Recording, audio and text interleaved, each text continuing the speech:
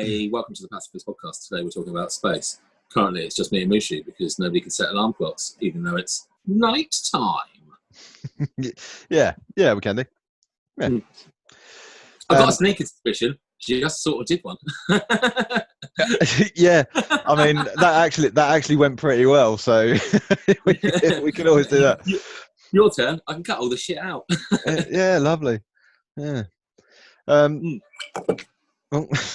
I was just about to start. Then you had a face full of whiskey. I don't mind having a face full of whiskey. You can no start bad thing. I mean, It's like ventriloquism. You're not talking; it's me.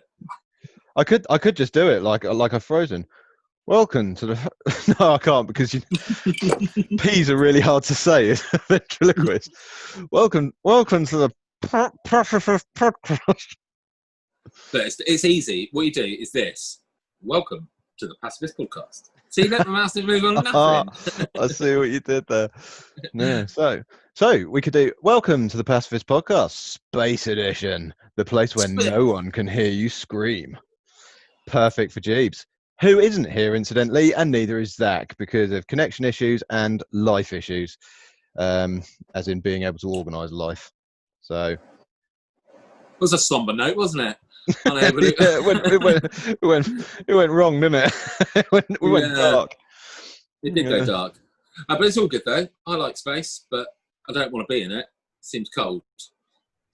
Well, renowned for not being... Well, I suppose it depends how close you are to the sun, isn't it? Is it, though? I mean, does it get hot when you're near the sun? Or is it still freezing fucking cold, but everything in your house absorbs the radiation? Well, I would assume you still feel the heat from the sun.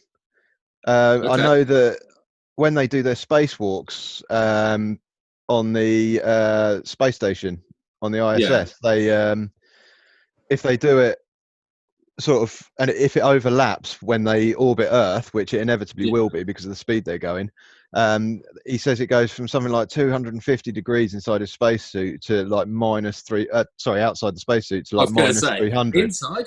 Wow. Yeah. They just get them walking around in an oven now. Yeah. Burn. They all come back sterilized. Yeah.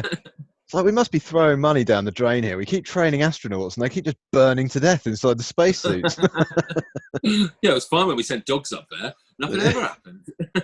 Yeah. That's why the Chinese space program... No, we can't say that. No, because it's bats. Oh, yeah, that's right. No, you're right. And I say you're right, and I base this entirely on Fortress 2. Well, just like if it's on Facebook, if it's in a low-budget B movie, it's also fact. But have you seen that movie? What? Fortress 2? Yeah, it's the prison one. I've seen Fortress. I don't know whether I've seen Fortress 2. Well, Fortress 2, straight out with the spoilers, we're starting off early tonight. Hang on, people. What is Fortress 2? What year was this released? Is this a recent or is this a... No, it's like 1990 something. I mean, if Jeeves was here, he could look it up and tell us in about 5 minutes' time. We should be all right then. Yeah, well, look, I can find out. What year did Fortress 2 come out? We'll find out in a minute. Fortress 2, re-entry. Can you guess where this is set? Some kind of anal boutique. I was going to say, it's not a gay bar. Right. No, I'm out of ideas then. Apparently, it came out in 2000, but that was nearly 20 years ago, so fuck it. Anyway, that's set up in space, and they've got like solitary confinement where it spins, and it's really hot, and then it's really cold. So I guess, if you're in the sun. Yeah. And I mean, it makes sense because like all we are is on a spinning ball of rock, and at night it gets colder. That heat's got to come from somewhere. It can't just materialise from our atmosphere, can it? Well, it doesn't feel like it's getting colder at the moment, mate. Jesus. I'm talking generally. Proper swampy. Oh, I did my I gave my little boy a little treat yesterday. He's super sweaty, and he's there playing Xbox on my bed, and I was just going to check on him, and I'm like, "You all right there, sweaty boy?" And he's like, "Yeah, I'm so hot." I was like, "Come with me." I gave him the talc and I was like, spray that all round your balls. Make you feel a bit better, son. Oh, what a feeling. Like, you've got to give yourself a little shake around, but trust me on this, you'll enjoy that. Yeah. Yeah. Talcum powder is the hidden gem of manhood, isn't it? It really Isn't is. it? And no one tells you about it. I know. I had to discover that myself. Yeah. I mean, everyone's discovered it by eating it, really. I mean... By eating talcum powder? No, just me. Okay. Yeah. No, we can cut that out. we don't need to be sharing that. Why? Did you never eat talcum powder? No, I never ate talcum powder. Like I ate powdered sugar. I mean, obviously. Yeah. Flour. Have you eaten flour? Oh yeah, it's janky. I remember playing this stupid game as a kid where someone put a £1 coin and then a massive pile of flour over it, and you had to sort of pick it up with your lips, and if you picked up the pound, you get the pound. And it turns out a mouthful of flour not worth £1. It No. just isn't. I can see the only person doing that these days would be Zach. Well, speaking of which, did he do his challenge? He didn't, mate. No, it's been quite a busy week this week. No, that's fine. I thought of a nicer challenge anyway. Well, I want to see him do a shot glass of Tabasco. That's one thing that he might be very dubious about that. That's his Achilles heel is spicy sauce. Still. Maybe we could all do it. We could all do it. Like film it live and see what happens. I'll do it. Well, I know you will. It's like I drink alcohol and you just I'll drink Tabasco. Or an egg cupful. Oh. Yeah, no, I did.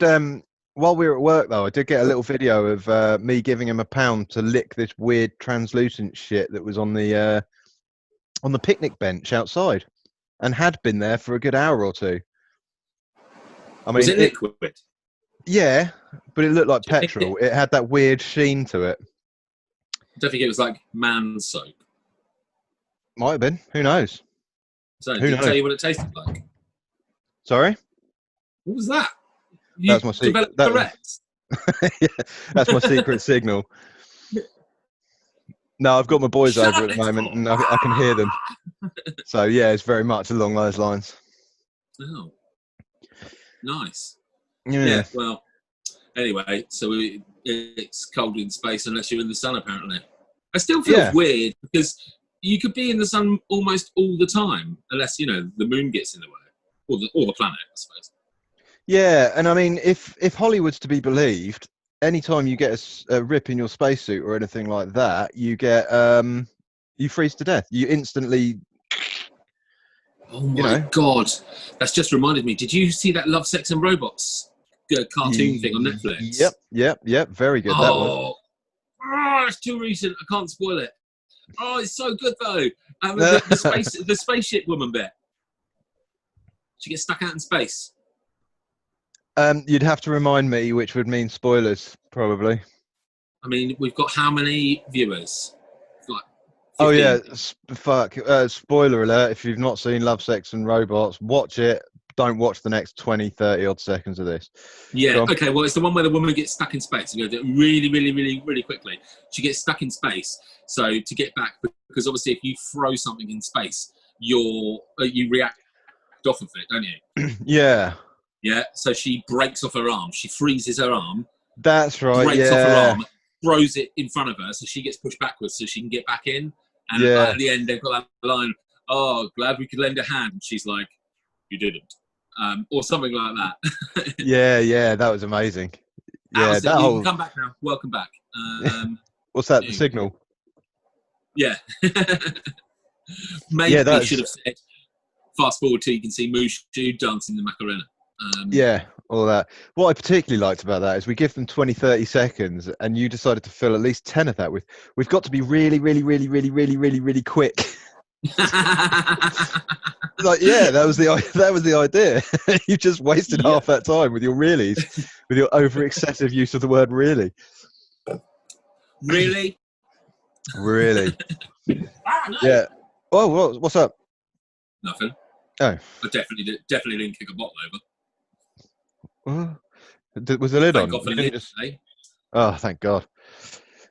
Yeah. Okay, come on then, Mushu. We're talking space. We're 2 men down. What is your number one space-based sci-fi movie? I mean, we could talk the bullshit stuff now. Yeah, surely. yeah. Movie or series or both? No, movie. We'll do series after. Okay, movie. I would say it's an old one, but it's always stuck with me. Enemy Mine. Have we've discussed Enemy Mine before, I know you're aware of this film because I got really excited. Yeah, man. That's a good one. Yeah, if you haven't seen Enemy Mine, it's a great film. It's got some really good moral lessons in it as well. But and chances are I'm about to spoil it for you. That's a fucking great one. That was back in like the early 80s, I think. 90s. Was it? No, it was definitely an 80s movie. But it was one of those ones that I had on VHS. Yeah, I think I rented it from somewhere. Just when you get those deals where you can rent one movie a week and you quickly run out of movies. Yeah, and I ended up watching that. Blockbusters. But yeah, hang on, let me just adjust my volume. Here we are, 1985, Enemy Mine, starring Dennis Quaid. Was it Dennis Quaid? Dennis Quaid, and the alien was played by Louis Gossett Jr. Okay, I don't know what he looks like, but if it's anything like the alien, It's just a fella, really. That's a cool one, but it's not so much space-based, is it? Because they're predominantly, spoiler alert, on a planet. It does start off with a space battle. Oh, well, that's true. Oh, that's another good question. Best space battle. Yeah, we'll get onto that in a minute. We'll go into that one in a little bit. Yeah, but anyway, my reasons for choosing Enemy Mine were just because it's the one film that was always stuck in my head. And I think it's a beautiful film as well. Like Space Side Apart, the storyline is really nice. It's a really nice, heartwarming story, and it's not often you get heartwarming mixed with space. No, or gay aliens. I mean, because let's face it, there's definitely a bit of that going on, isn't there? Do I like the sci-fi version of Brokeback Mountain? I think you do like the sci-fi Brokeback Mountain. That's right, your favourite space let's film. scrub all of that. Go again with the question. I'm going to pick Terminator. Terminator's not in space! Oh, fuck! Aliens, something like that. Aliens. Oh, which one? Of the Alien franchise? Because there is many now. It would have to be either Aliens, the second film, or Prometheus. Good. Yeah, do you know what? I'm pretty much on board with that. The first one's good. The reactions, I know it was unscripted. They didn't know that it was, spoiler alert, going to come bursting out of his chest. Yeah. But yeah, that was all very impressive.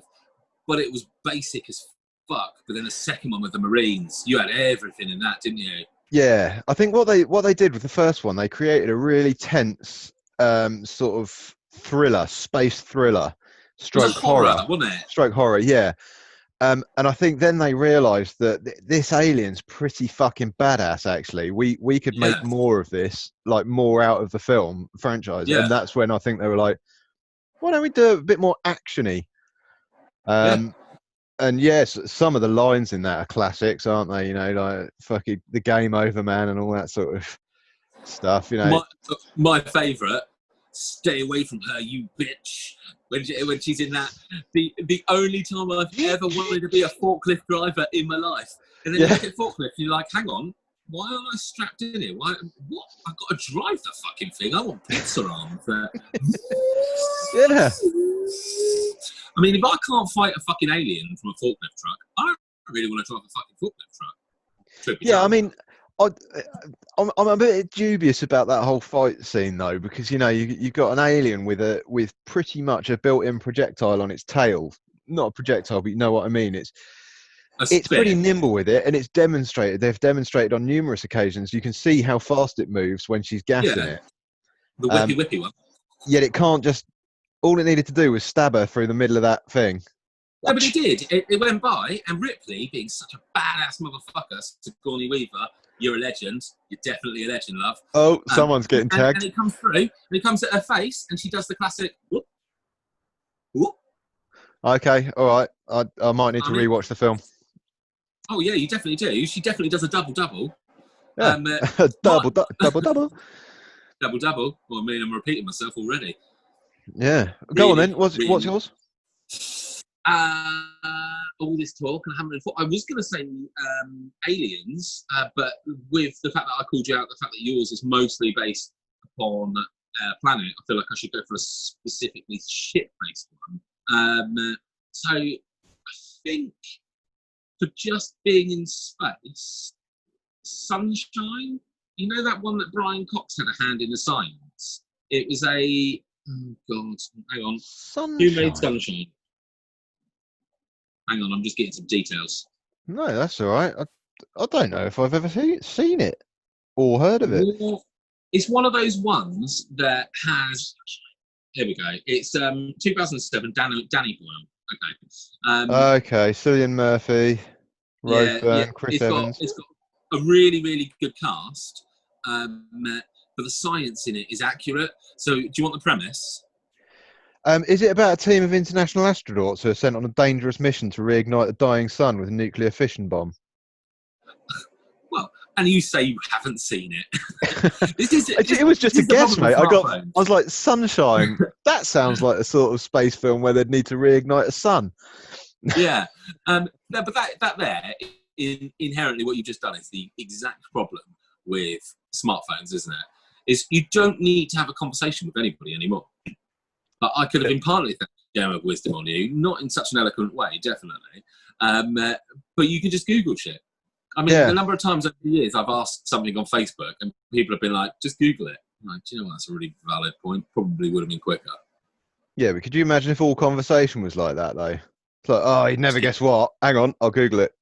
Okay. Yeah. Guess how old I am this week? I'll Google it. Okay. All right, fine. Yeah. Mushu, 42. What's that? 80? 78? Something like that, yeah. Like I said before, oil of Ole spunk. Yeah, it's and a bit of oh god, how do you say it? Murschmischminger, that fish. That fish. Oscar Surströmming. Yeah, there we go. I'm not very good with the foreign words. No. But yeah, so as films go, it isn't the best film ever. But I'm like talking specifically based in space movies because it's accurate. In space, yeah, it is accurate. There's much better solely based in space TV shows than there are movies. I mean, to be honest, I probably could have chosen one of the new Star Treks because I think that relaunch has been fantastic. With Chris Pine, whatever his name is. They're very good. They're really good films. Yeah, I am. Benedict Cumberbatch is very good as the baddie in that. Actually, we were talking about him the other day. He doesn't often play bad guys, but he was really good in that, I thought. Yeah, but when he plays a good guy, he's not exactly a very good guy, is he? I mean, he's always a bit of an arsehole. Yeah, but he's got one of those faces, isn't he? If you look like you're going to be a bit of an arsehole, you might as well be a bit of an arsehole. Yeah, good on him. Well, to the characters that he plays, doesn't it? Like Sherlock, he's amazing, but he's definitely a douchebag. I mean, it's exactly the reason I'm in the line of work I'm in, is because this is not the face of a librarian. You know, I don't know. Most of the librarians I've seen over the years have got pretty hefty beards, albeit on women, but still. We should quickly address. We've had some awesome comments, by the way. Yeah, really fantastic comments over the last week, and we appreciate them all. But what we've decided to do is maybe next week, we're just going to spend an episode just answering all your comments. So if we get it in nice and early, ask us whatever you like. It doesn't matter. You want to know, for instance, how Mushu gets such a wonderful beard or such a shiny head? Just ask. If you want to ask what always in the exact same shirt, just ask. It's I thought we were going to spend a while sort of discussing that comment, actually, because that so far of all the comments, I think that's been the most helpful and insightful that we've had so far. The one just pointing out how sexy my beard is. Yeah, well, we'll save that for the next episode so you can think of some proper answers. Okay, I mean, we've already got probably a good 2-3 hours of footage from Tracy's comment. Yeah. Thanks a lot for that, Tracy, by the way. It's really helpful. It gives us something to talk about. So yeah, well done. Yeah, definitely. So yeah, we're not going to answer any questions in this episode, but we do appreciate them and would like more. Please. Yeah. As man as man. Yeah. So Sunshine. Back to the topic at hand. Sunshine would probably be my go-to for if I was just thinking of sci-fi movies. But that's Cillian Murphy. He's a great actor. Who is, sorry? Like Cillian Murphy. Is that how you say Oh, his name? yeah.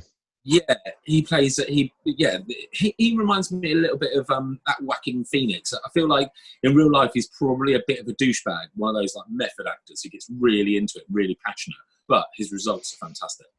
Yeah, maybe. I mean, he's got quite a slappable face. I mean, that has to be said, and that's not to say I don't like him. I do like him quite a lot, but he's got one of those sort of faces. You know, if there was a bar fight broke out, and you clock that face, you'd probably think like, no, I'll whack him first, and then I'll go for someone else. Take out the small ones, so there's less numbers. But he's not that small, is he? He's like, no, he's sort of relatively sort of well built. I think he's like one of those actors that can change his body shape, though, isn't he? I can change my body shape, like to bigger. Yeah, I'll just sort of stick with a nice sort of pear shape. Shape. Like a pear, like nestled on two cocktail sticks. Oh dear. But yeah, so let's move off of just space-related movies, I think, and crack into the better subject of TV shows. Yeah, I think for this, mine would fairly easily be Altered Carbon. I think. Really? Not necessarily space, though, is it? It's more futuristic. It's like a sci-fi episode that you're talking about here. Different one in space, you know it. Mandalorian. The Mandalorian. Yeah, I really enjoyed that. Cool. Yeah, it was a really, really cool show. I can't believe that Happy from Iron Man is the director for that. Yeah, he does loads of he's a big part of the Marvel universe as well, isn't he? He does a lot of directing for Marvel films and series and stuff. But no, I like that just because it goes into the backstory, because anyone can watch the Star Wars films. Yeah. And know a bit about Star Wars, but there is such a diverse history been built around those films. There's full cultures and like ancient history of the Sith Lords and all this sort of stuff. And I just like any little delving into that is good in my eyes. So one of my good friends, CJ, shout out to you, my friend, who incidentally has grown quite the magnificent lockdown beard. I mean, very, very impressive. Yeah, this is fine with your fish bills. He's a humongous Star Wars fan. He's my go-to. I mean, the motherfucker spoilt. Considering I could have so many spoilers. What was the first relaunch where a certain smuggler gets killed by his boy? Oh, in Rise Phantom Menace. No, later than that. The new one. Oh, fuck it. Everyone's seen it. When Han Solo gets killed by Kylo Ren. Yeah, that's The Force Awakens, I think, isn't it? Yeah, that one. So he tells me, he's there and he's seen it like 4 times. He's dead excited. He tells me, he's like, oh yeah, it was super sad when Han Solo dies. And I'm like, you fucking what? I was like, you... Did he know? Did he know he'd spoiled it for you? No, we were talking. I was like, "Oh, I haven't seen it. What are your thoughts? Give us a spoiler-free review." So I didn't watch it for 6 months just to spite him, so we can have a conversation. It's a bit mean because it's a really enjoyable movie. But it's like, oh well, I know my favourite character's dead now, so fuck it. What? He's your favourite character? Han Solo? Yeah. Yeah, man, he's fucking brilliant. He's a legend. Who's yours? Probably either Mace Windu or Emperor Palpatine. Emperor Palpatine. Yeah. That crusty fuckwit. Yeah, I like him, who's man. The other one? Who did he say? Macy Gray? Mace Windu. Not Macy Gray. Although Macy Gray, you're a wonderful singer. Well done. Keep it up. We haven't heard anything from you in such a long time. Yeah, no, Mace Windu. He was Samuel L. Jackson's character. Oh, he was pretty cool, but he was only in one movie. He did have a purple lightsaber though. Yeah, that's what I like. The purple lightsaber. You know, Really? you see, what do you know? What I'm really gutted about? Sorry, is in some of the games for the Star Wars games, they've got I think it's the Knights of the Old Republic games. You can build your own lightsabers, right? And you find different components around the place, and you can put them together to make your lightsaber. And you could find an unstable dark light crystal, which gave you it was like pure black, but with like white electricity coming off it. And it looked so good in a lightsaber, and I'm so gutted they haven't introduced that into Star Wars. Although they have introduced the unstable crystals in Kylo Ren's lightsaber. Oh, really? Is that why he's got those weird exhaust vent things? It's why you'll notice jerking that off two people, doesn't it? It does. It's like you've really got that down. Yeah. If you've really fucking thrown me now. No, you'll notice that where everyone else's lightsaber is just like, yeah, his is like, and it sort of flickers and stuff like that. It is cool. I don't really like the bits that come out of the side mines. Please stop doing that. Really, I should do it. The bits. Is that Rambo I see having just popped on? I think we've got Rambo desperately trying to connect. There he is. And here he is. Hello, mate. You all right? Welcome along. So yeah, we just thought we'd get the conversation going, talking about our favourite. Well, we were moved on to TV series, but we had said our favourite space-related movie. Do you have one you can chuck in the mix? Yeah, Apollo 13, mate, all the way. Tom Hanks. Actual space movie then. Oh, you know what? He's just made both of us look like proper fucking dimwits, isn't he? Like, speak for yourself, mate. I like this film because it's got lasers in it. Oh yeah, I picked the gayest space film in the universe. Pun not intended. Mountain aliens. That's what you chose. Apollo 13. Your choices. Well, I went for Enemy Mine. And Sam, what did you say? You went for Sunshine. Sunshine, yeah. Danny Boyle movie? Oh, you see, I was going to say that. It's The Martian. The Martian, The Martian. Yeah, I'm with you on that. It's that's a great movie. I'm reading the book for that at the moment, but it's pretty much word for word. So yeah, what? Yeah. I vaguely recall it had quite a lot of potatoes in it, so it's not for me. Shit. And we call them dirt berries now. Oh, these are even better. They're grown from poo, aren't they? They are. So they're like astro dirt berries.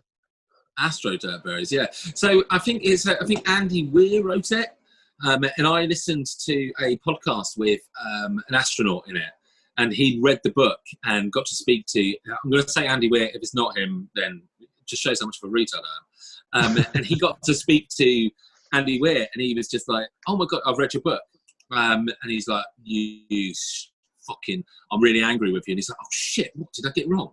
He's like, "You didn't get anything wrong. I read this for leisure," and it was basically like reading a work report.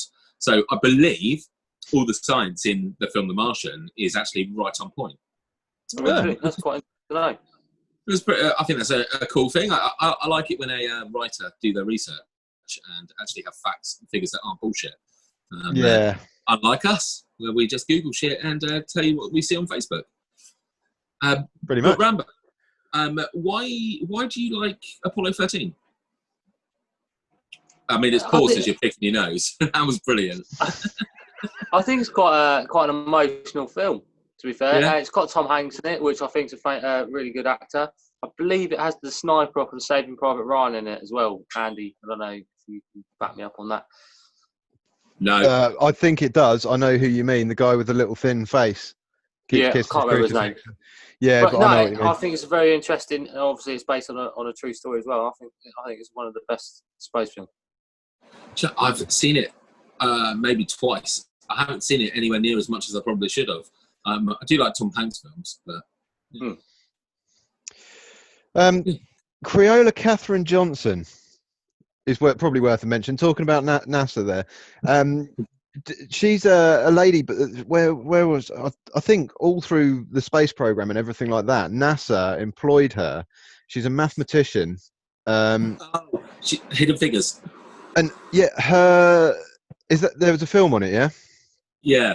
Yeah, and her maths skills were so on point that NASA used to run all their computer simulations and then give them to her to make sure that they all added up. That's the black lady, isn't it? Yeah. Yeah, Like not the other way around. Yeah, she got only recently accredited for it, didn't she? I think so, yeah. Yeah, a movie came out maybe last year, possibly the year before, called Hidden Figures. Right. And yeah, I think... I'm not 100% sure. This needs Googling. But I think that had the Magnificent Beast. Oh, shit. Kevin Costner in it. No. No way. No. Oh, hidden talent. Hidden numbers, sorry. Hidden Figures. Hidden Figures. Oh, is it him? We'll find out very shortly. We're going to find out. If it is, what a link. We do love pretty much on this show. We spend an unnatural amount of time talking about Kevin Costner. Yeah, the only problem is it means I've got to find a different glamour shot of him to stick in the next one. I can't imagine it being difficult to find glamour shots. Is Kevin Costner in Hidden Figures? Hidden Figures stars Terry Jimenez. Yeah, yes. Octavia Spencer and Janelle Monáe. There we Wow. go. 2017. It came out 3 years ago, people. I mean, sorry, Kevin, you're getting another tag.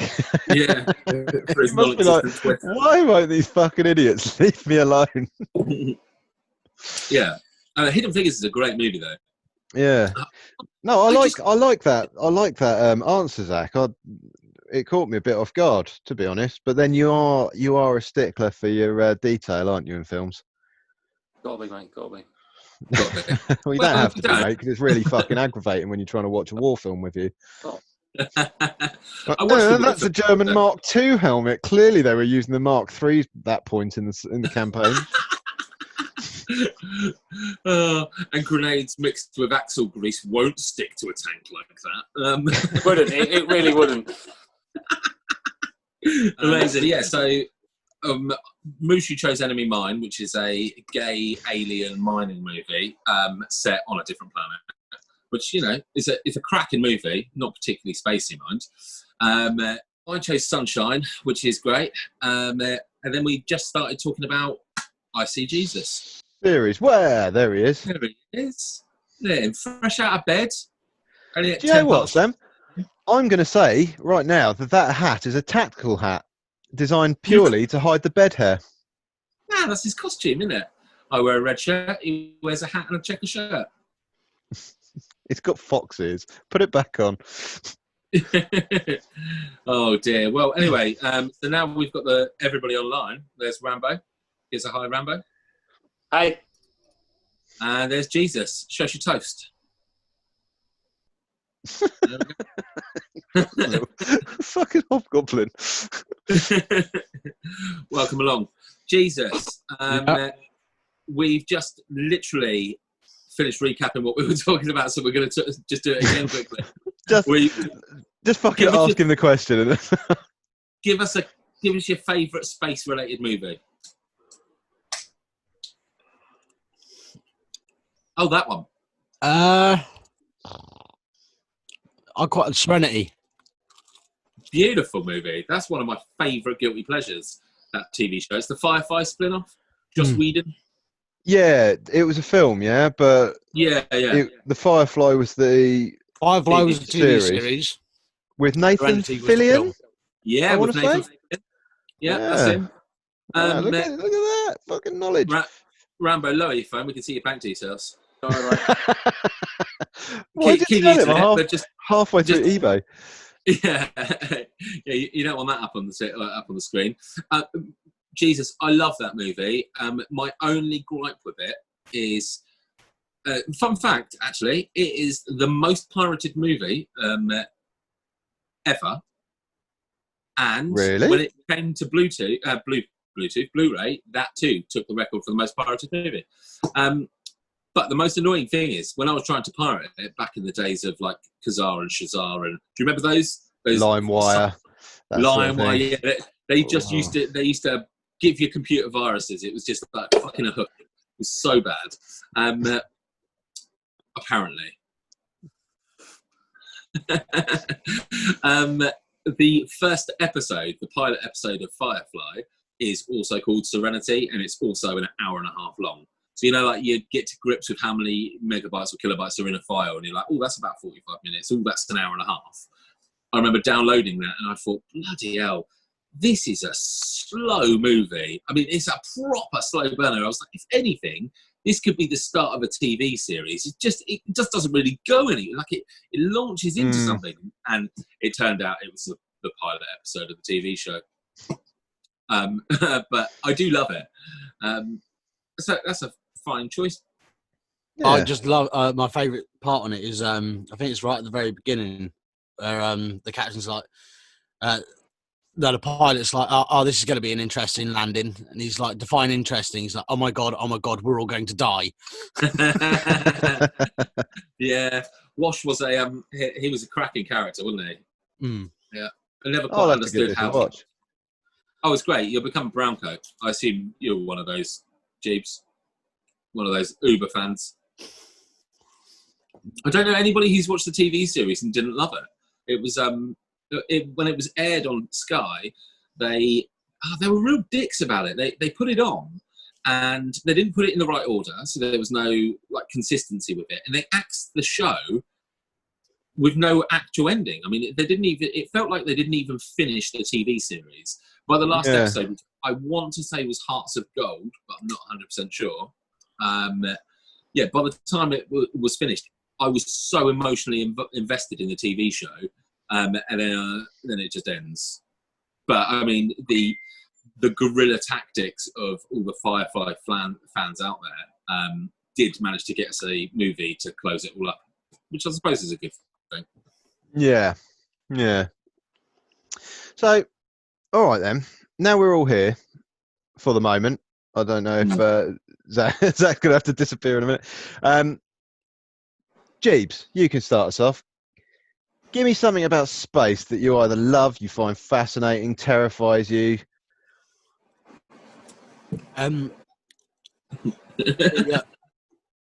Lack of sound. That terrifies me. Like, you know what? I never really think about sound when it comes to space. We were talking about temperature earlier, me and Sam, but didn't even think about sound. Because you can't hear anything. So no. Films like Star Wars and all that lot, and you see them all flying around going pew pew and all that, you wouldn't actually hear anything.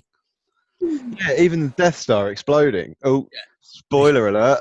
Oh, gee, I haven't seen that. Oh, no. Yeah, even that would have just been like no sound. It wouldn't have been like that, would it? It would have been like because nothing explodes outwards. There wouldn't have been any. My whole life is a lie. It would have basically sounded like Zach doing a fart. It would have. It would have been the most underwhelming explosion ever. Yeah, I'd quite like to see some explosions in space, to be honest. Could you imagine watching that though? Like the Death Star gets destroyed, and you're there in your Rebel fighter, just like, oh, all right, well, let's go home. Just listening to. Would you listen to music as you flew a plane? Do you reckon? Just you wouldn't be able to. There's no space. There's no sound in space. No, but you can listen to it inside your cabin because you only need sound. You need oxygen for sound to pass through, don't you? Because it hits the molecules and it passes my voice into the thing and it comes out your end. That's how sound works. And the reason you get no sound in space is because of the vacuum of space. Fair enough. Yeah, that's a good point. You just have to. You wouldn't be able to wind the windows down or anything. No, it'd be stuffy as fuck. Could you imagine if you'd eaten beans? Woo! Oh, don't. With all these face masks just recently. God, I burped the other day. I wasn't even thinking. I had a face mask on. The meatiest burp. It was like a meal in itself, just inhaling it again. Oh. Did your mask go like... Whoop? Oh. Pings it back up, yeah. Oh, still, at least I know it works. Well, yeah, I suppose so. I'm not entirely convinced face mask now is really the right course of action, but maybe. So, just talking space. Okay, so we got sound. What's your take while we're on the subject? What's your take then, Jeeves, on the temperature thing? Because we've worked out that by process of elimination, temperature must change. You must be able to feel the heat of the sun in space. Yeah. I would probably say you wouldn't. That's what I thought, but not until you're literally like point blank to the sun. But the spacewalkers feel it when they're doing spacewalks on ISS. They feel the temperature changed when they go around to the dark side of the planet.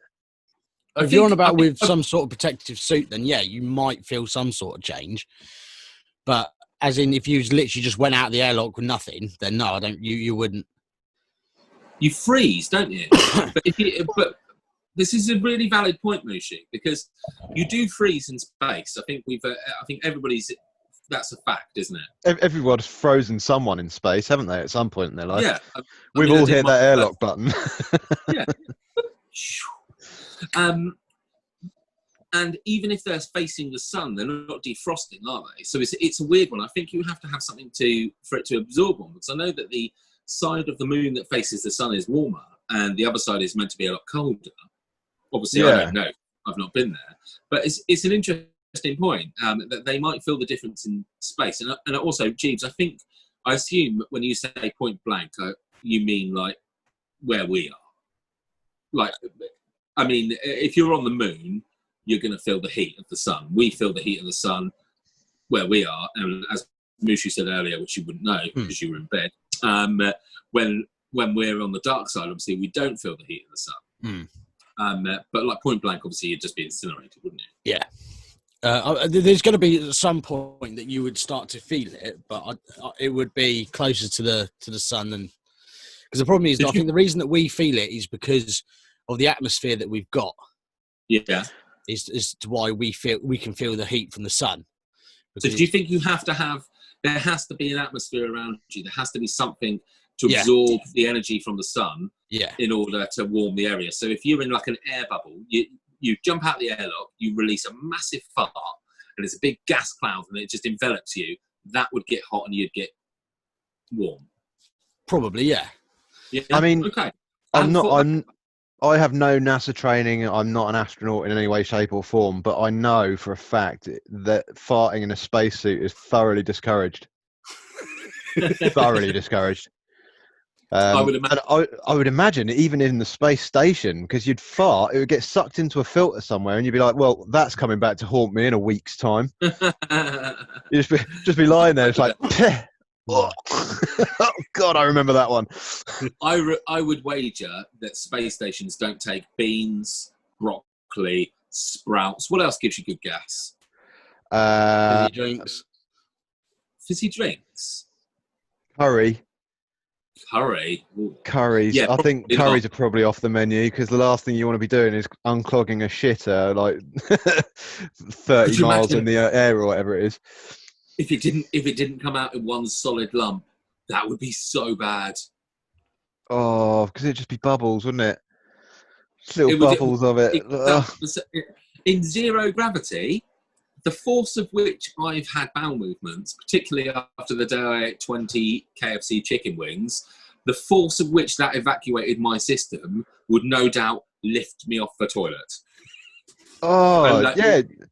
It would be like a hole in the side of the space station. It'd literally be stuck against the ceiling or something. Yeah. With just a shitty arse and a big splatter zone on the other side of the room. It would be awful. Oh, yeah.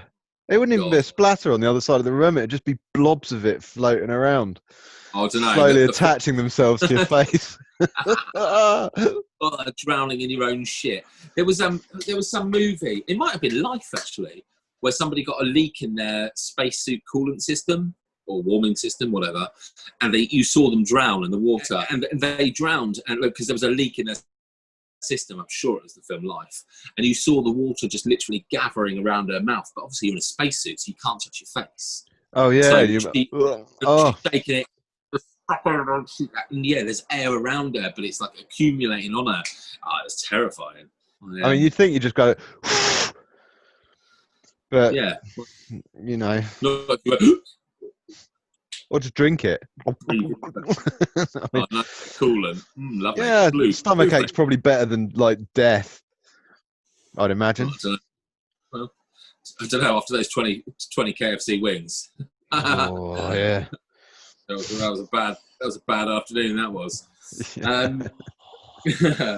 What about you then, Mushu? Your question fascinates or terrifies you about space? Go.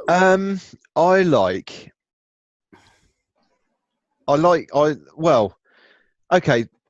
The Black Knight satellite. There we go. That's something that I've been really interested in for a long time. It's quite close to home. Okay, Are you aware of this? No, I don't know anything about the Black Knight satellite at all. Can you see? Okay, in a nutshell, for as long as they've been doing exploration into space, there have been sightings of a satellite orbiting Earth. It's every time it's seen, it's never on the same trajectory. It's always taking a different orbit path. But they've never been able to locate it or identify what it is. But there's several sightings of it which have been documented by like people. But no one knows what it is, and there's only a couple of photos of it in existence. And one of it makes it look very Borg-like. Put it that way. It's not a perfect square, but it is definitely. It's got angles. Yeah. Well, that's an interesting thing about space that you should say about the Borg cube, is that because it's a vacuum, you don't need to be aerodynamic. But the Borg cube, you can just be as efficient as you want to be, because it doesn't make any difference, does it? No. When you see spaceships and they look all ergonomic, and ergonomics for you, isn't it? Aerodynamic. It's utterly pointless. So interesting. Would you think it is aliens? I would like to think so. Yeah, I mean, I'm quite a firm believer in aliens. Corona. I'm quite a firm believer in aliens. You know, I don't think that if we go by the hypothesis that the universe is never ending, then if it's infinite, there has to be it's statistically impossible for us to be alone. No. Okay. It's just what level of civilization they've reached, you know, because they could just be earthworms, they could be amoebas, they could be anything. Well, you say civilization, but without man, there's on our planet, there's no civilization, is there? You get colonies of like ants, and you get pods, and that's what I was getting at, I think. Oh, okay. Okay, so I heard a theory about us being the center of the universe. So you're going to have to bear with me here a little bit. So there's the Big Bang, and obviously we, as a planet, everything evolved from microscopic life. Yeah. Yeah. Now, I heard that there's a chance, and I mean, chance is probably the wrong word. There's a theory of our evolution that it's come from a meteor hit the planet that had bacteria from another planet that exploded eons ago. So a piece hit us, it introduced a little bit of bacteria. We're happy to be in that golden belt zone. So, you know, we've got the perfect environment for mold to grow, which is what we've evolved from. But the pieces of said planet, there's every possibility that they just kept on going out into the universe so that we could be the most advanced, and they are yet to land on planets where it's feasible that life could live, because bacteria freezes, doesn't it? It doesn't come back to life. So I don't know. I feel like along those lines, they reckon that Mars could have been our birth planet, because obviously they've discovered now, they know that Mars has got water on it, like enormous deposits of frozen water, and it's got everything about it suggests that it could once have been occupied, had life on it, and they reckon that it's highly feasible that the meteor that wiped out Earth, the life on that planet, sent it hurtling to ours. and that's where we came from. But who knows? Have you heard about the theory that our planet came from 2 planets? Do you guys know about that one? No. Okay, Jeeves? No. Do you want me to go into it? I mean, it'll take me a minute. No. Okay. No, go on. Go on. Every time I ask that question, you always say no.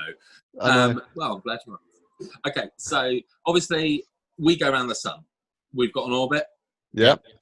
Every other planet has an orbit, but we obviously started at some point when the sun was formed billions upon billions of years ago, and it's sucked all of our planets, and we've eventually settled into our orbits. Yeah. Okay, well, at some point, this is a theory, but when I heard it, I was like, oh, that kind of makes sense.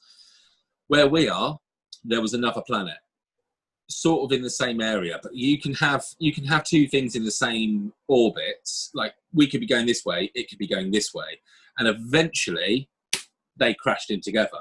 So that the sheer friction that caused literally melted everything, and it formed the iron core of the 2 planets.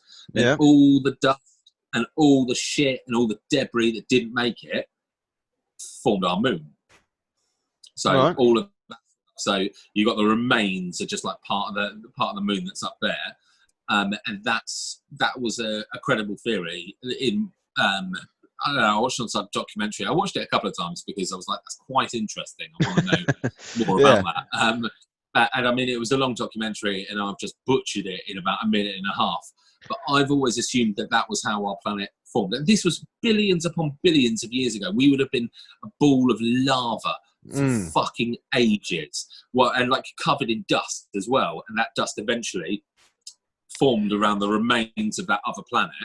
What's the current estimate on our planet's age? Is it 4.8 billion years old? I can find out.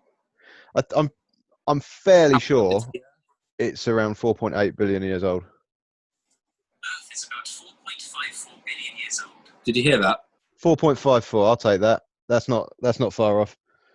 Yeah, so 4.54 billion years ago, 2 planets crashed into one another and formed us. Apparently. When I watched the not diagrams, the little animations of it, it seemed very logical, but you know, it wasn't on Facebook, but it was it seemed like a cool idea. Yeah. Okay. Well, go on then. Is that your answer in terms of that question then? So go on. Give us one thing that blows your mind about space in one way or another. There's loads of things that blow my mind. Everything. I'm not a big fan of space. Space is too fucking big. When you realise that, when you look at the Milky Way, okay, the Milky Way that's our galaxy, isn't it? Yep. Okay, so the Milky Way, if you zoom out, becomes one spot in basically our universe. Which, if you look at the Milky Way and it's a spiral galaxy, and there's a million dots, and each one of those dots is a sun, and each one of those suns has planets around it. And then you zoom out to the universe view, and then our galaxy becomes a speck, doesn't it? So that all those millions of stars become a speck in just another one. And you can zoom out even further so that the universe then becomes a speck into, I don't even know what the fucking word after a universe is. Well, there's not. The universe is everything, isn't it? A universal. And his arse. Oh. Cheers, mate. Also quite big. For me, it's the sheer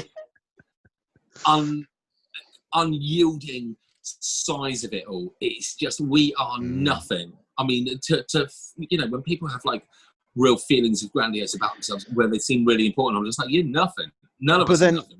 It's actually a recognised syndrome for astronauts when they get back to Earth, just feeling worthless because they realise how much more is out there. But how much beyond grasp, though. It does depend on which universe theory you follow, because you've got the ever-expanding universe theory. But the problems that brings up is it has to be expanding into something. So what was there before the universe got there? Who knows? Too big. My favourite is the frog spawn universe. I don't know if you've heard about that. Is that this universe isn't the only universe.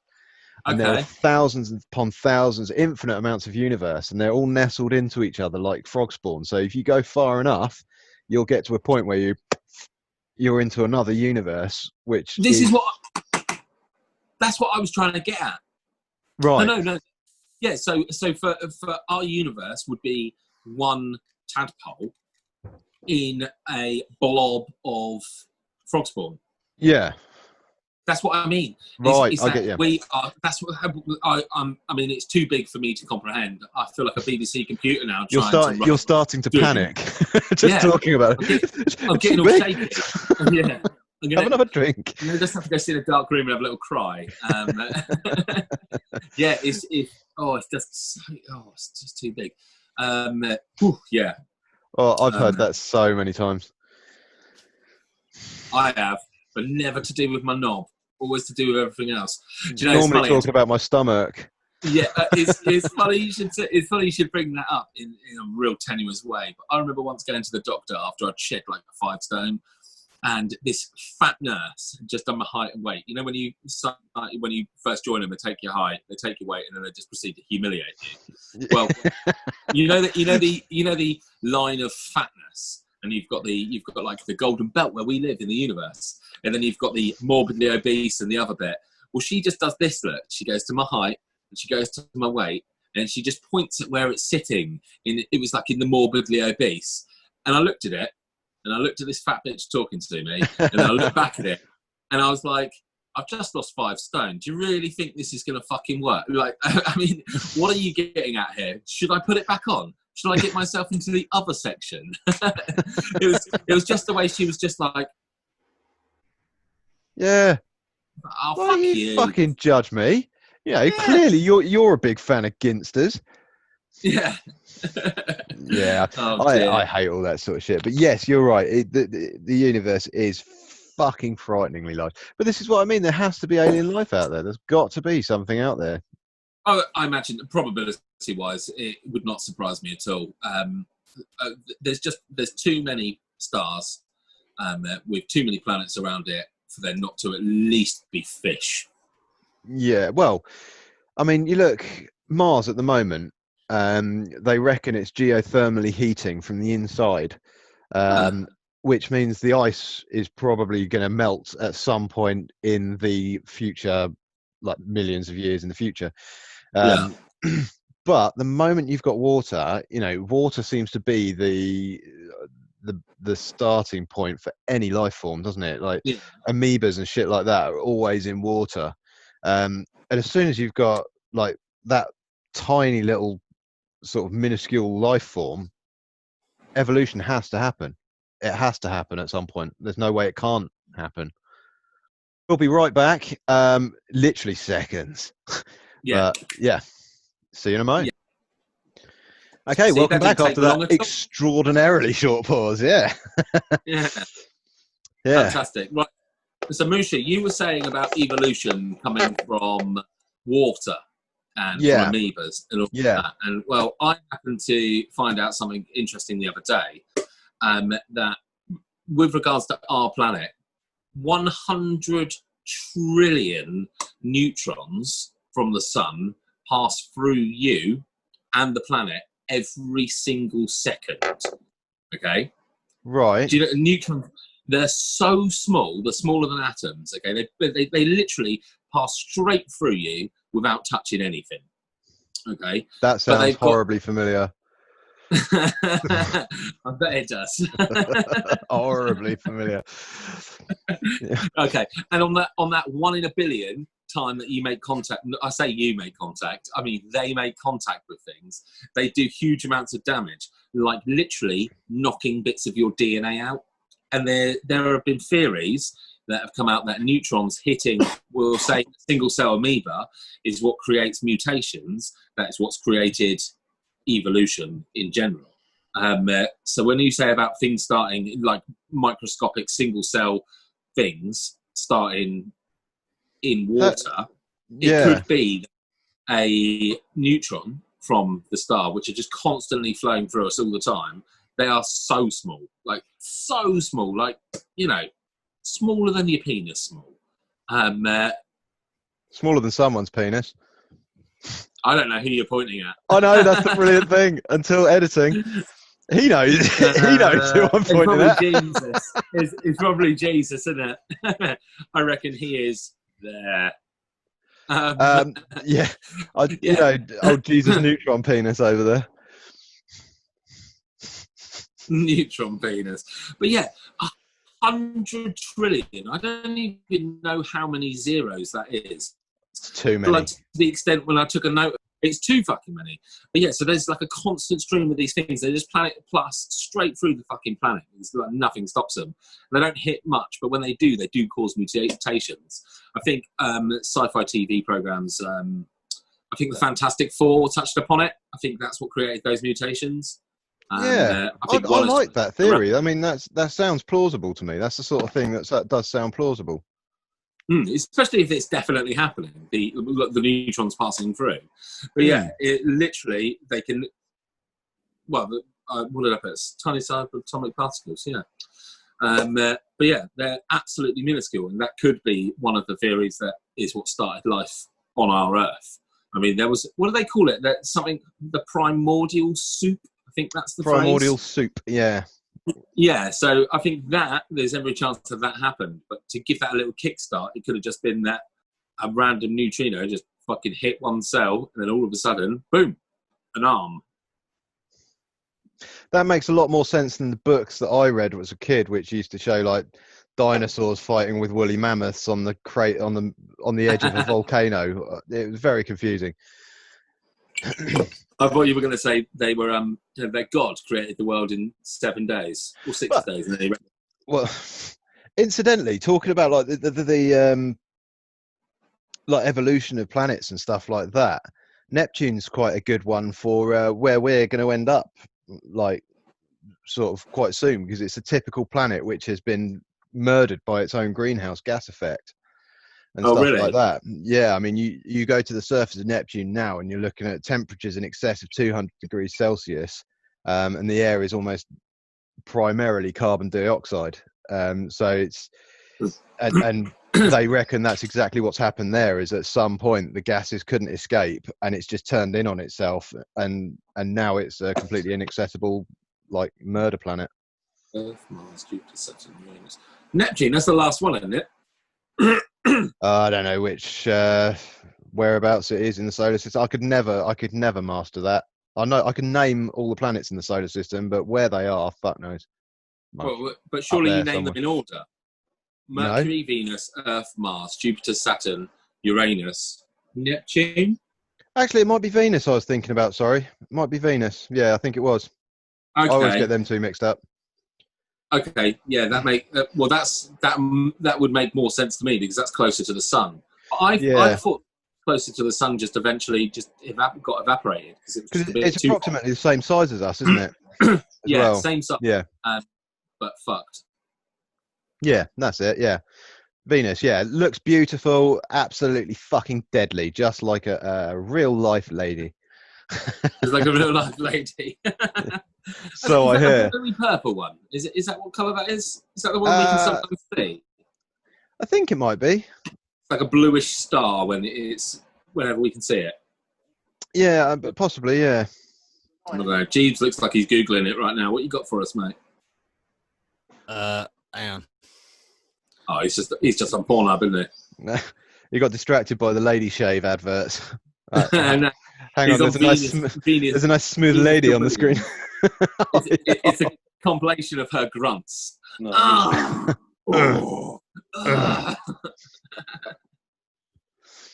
No? Right, what was it you were saying? Venus, Brilliant. what colour? It's like a tan colour. Helpful. What's the blue one then? Uranus. It's not blue, it's brown. Neptune, Uranus. Neptune's Uranus. Sorry, is more like a teal. Stop saying Uranus. I'm not mature enough for it.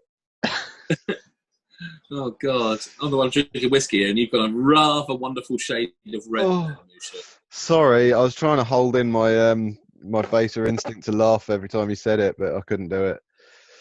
Oh, right. Well, Rambo, while you were on hiatus, we asked the question: what is something that either fascinates you or scares you about space in general? Jesus said no sound, which, I mean, feels like basically how he operates his life with the quiet aspect. I said the sheer size of it all, because it's just too big. And then Mushu started talking, and I switched off. Okay, this is why space, you don't learn stuff. Go on, Zach. Space, just in general, scares the absolute shit out of me. Just because it's the unknown, isn't it? You don't know. There's no into it. You don't know much about it, and it fucking scares me. I would never go there. Oh, you will never go there either. As it goes. Space Force. Space Force. Oh, and Mushu said about the frog spawn universes. That was it. Yeah. I don't know if you want me to elaborate on that again, but no, you're freaking out. It's too big. Yeah, too big. But you know what? Something quite. Sorry, go on. Just fucking talk over me. No, crack on. Well, there is a slight delay here, so go on. Say what you're going to say. No, please, mate. I've fucking forgotten it. I was going to say another thing that is quite scary is what Sam was talking about earlier about the whole force thing, the centrifugal force or whatever it is. That the slightest fuck up and you start drifting, you're drifting forever until you hit something. Do you know what I mean? Like, yeah. So, like, if the sun fucked off, if it was, poof, it just went away. We would just, instead of going round, we'd just go straight. Yeah, I mean, I was thinking more like if you're from an astronaut's point of view, if you're on a moonwalk or something, and there's some sort of accident, and you start moving, you're fucked. There's nothing you can do. You can't sort of swim back. You're just floating. You're off. Oh, I don't know, Mushu. I think Rambo can also back me up on this. There is definitely something we could do in there. What you do is you pop a hole in your glove and you push yourself around like Iron Man. We've all seen The Martian. Seen it, mate. Exactly, mate. So I might be floating in space, but at least I know I'm outliving you two. That's fine. Yeah, that's good. No, you'll be dead, and we'll just lose a finger or four. Exactly. If you pop a hole in your spacesuit, you're not going to lose a finger or four. You're going to freeze instantly. I thought we'd established this. I'm talking a very big hole. I'm just talking a little one. I'll just hold it in my hand and be like... As long as your suit... So quick. As long as your suit is pressurised and there's stuff coming out of that hole from inside, it wouldn't freeze straight away. Yeah. See? Rambo, science, mate. You got science. All right. Science. Okay. Actually, Rambo, do you remember we emailed NASA, didn't we, once? We did. We did email, which I didn't get a reply. If we're tagging NASA, fuck you. You never replied to me. No. Ignore him. Ignore that guy. Not fuck you. You do great work. Yeah, but reply to your emails. Well, that's true. You can fucking put a man on the moon. You can do unmanned missions to Mars. You can't fucking reply to an email. It was a sensible question as well. You sent out? The question was, if you shot a gun in space, what would happen? Yeah, because we wanted to know if there's no mass, surely you and the bullet would part at the same speed. That's what I reckon. Interesting. That's very interesting. Jeeves, are you Googling this, or are you still on Pornhub? We've Googled, mate. You can't find it. No, Google find it then. Jesus is literally just YouTubing Who Likes Short Shorts by the Royal Teens over and over again. I don't need to. The Royal Teens. Yeah. Hang on. I have an astrophysicist friend. I'm going to ask him. Give me a minute. Of course you do. Yeah. Hell. I know, right? Yeah, the other thing I was talking about, Zach, was the Black Knight satellite. I don't know if you've ever heard of that, but I won't go into it again. I'll talk to you later about that. It's fucking well fascinating. Well fascinating. I'll put my 10 pence in of space today. Did you know that the closest pictures of the sun have been taken recently? I do. The European Space Centre, which is still 48 million miles away from the sun, but it's the closest picture we've had. I mean, you could be a proper dick, couldn't you? Like, wait until they've obviously had all their camera equipment set up and everything, and then just like, as they've taken it, as they're celebrating breaking the record, just lean past it with a Kodak. Fuck you.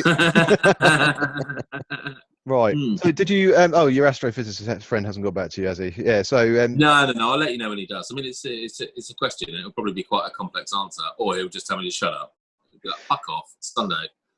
Have you ever seen what they call God's fingers? It's a nebula. Yeah. It's incredible. Like, you've got to look up a photo of it. It's because, you know, like in space, in some region. Now, there we go. Okay. I'll put it in. Yeah. Oh, right. Okay. I see. Yeah. That really threw me.